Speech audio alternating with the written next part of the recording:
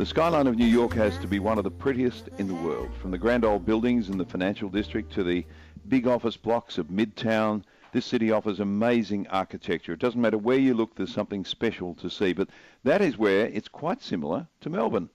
What's the most spectacular building in Melbourne from your perspective? For anyone listening today, 96900 693, 96900 693.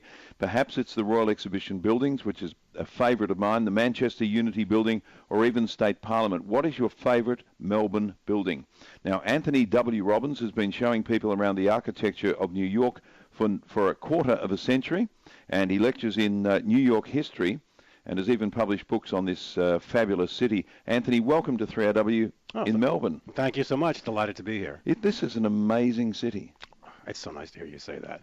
You know, 40 years ago, the city was falling apart, and foreign visitors didn't generally say things like that. It's hard to, anyone who remembers New York from the 70s, coming back now, finds it hard to believe that the city is in such good shape, and that affects the way you see the city.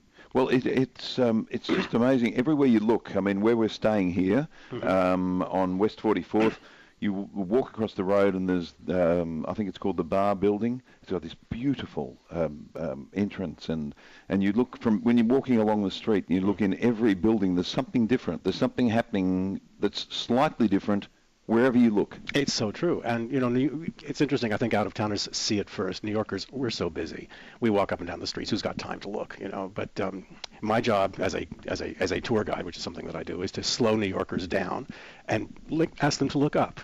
And when they do, it's, oh, my gosh, I had no idea what is here. Oh, hang on. We do this in Melbourne, too.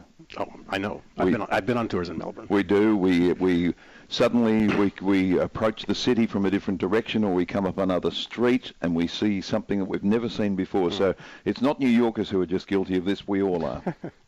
It's true, but New York's a very big city. I've been doing this actually for 35 years. It's been my job to know the city. There are still parts of the city that I haven't been to, and that are a surprise. Like, this is here? I had no idea. Which is why it's against the law to be bored here. There's always something new to catch your eye. Or if I haven't been back in some neighborhood in 10 years, it's completely changed. Either way. Well, if we were to ask you, given the diverse architecture, given the enormity of the city, what's your favorite building? That's a tough one, but the Empire State Building, I mean, which sounds so obvious, but it's, to me, that's the symbol of the city. And like many New Yorkers, I felt personally affronted when the original Twin Towers, the World Trade Center, went up. You know, we can't remember what that's like anymore because of the emotion involved with 9/11. But to us, it seemed like it was, how dare you? The Empire State Building is our symbol. It's the tallest building in the world, and it should stay that way. It's you know, from a strictly artistic point of view, it's interesting. It's got some lovely Art Deco vertical lines. The top is very modernistic. It's more how it came to be. It was a spec building. And the developer wanted to attract attention. If that isn't New York, I don't know what is. And he attracted attention by making it the tallest in the world, by putting up, the top 20 stories aren't really stories at all. They were originally planned to be a dirigible mooring mast. The idea being that, you know, Zeppelins, this is before the Hindenburg disaster, would come floating into the city, tie up, and then you'd pick up your bags and walk downstairs on an outdoor staircase onto the 102nd floor, as they called it, of the Empire State Building, and then be whisked to the ground. Of course, this was totally impractical. Never happened. No one ever did that. I think they tried and just couldn't do it, updrafts. But it sure got everyone's attention. Made Al Smith, who was then the ex-governor of New York, who just lost a presidential election, made him the official president of the building. I mean, this is just, this is Madison Avenue. This is what we do in New York. So from that point of view, it's gorgeous in the skyline. It centers you as you look at it. But also, it's just the kind of building it is. It just says so much about a certain aspect of the city. We're going to the Rockefeller Center. Tell us about that, and what can I expect when I'm sitting on top of the world? Yeah, well, if you mean sitting on top of the world, up on the top of the rock. That's pretty well close to the top of the world, isn't it? Yeah, I think it's close. Not as close as the Empire State Building Observatory, but it's certainly up there. That's the heart of Midtown Manhattan. Rockefeller Center was, like so many things in Midtown, it started out being something else. It was going to be a new home, believe it or not, for the Metropolitan Opera. And they looked around for somebody to finance it and got John D. Rockefeller Jr. to do it. And he lined up the architects and acquired 3 blocks of Midtown Manhattan. This is a hard thing to do. And then the opera said, you know, the Depression is on.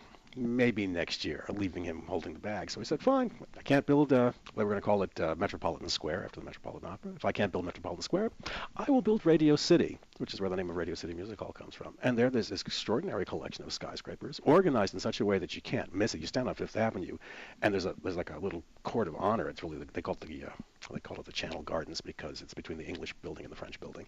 But you look down the Channel Gardens and you look up, and there is this 70-story tall skyscraper, the RCA building, just knocks your socks off. Then you walk down to the plaza, and it seems like the whole world is there. And it is the public square of Manhattan.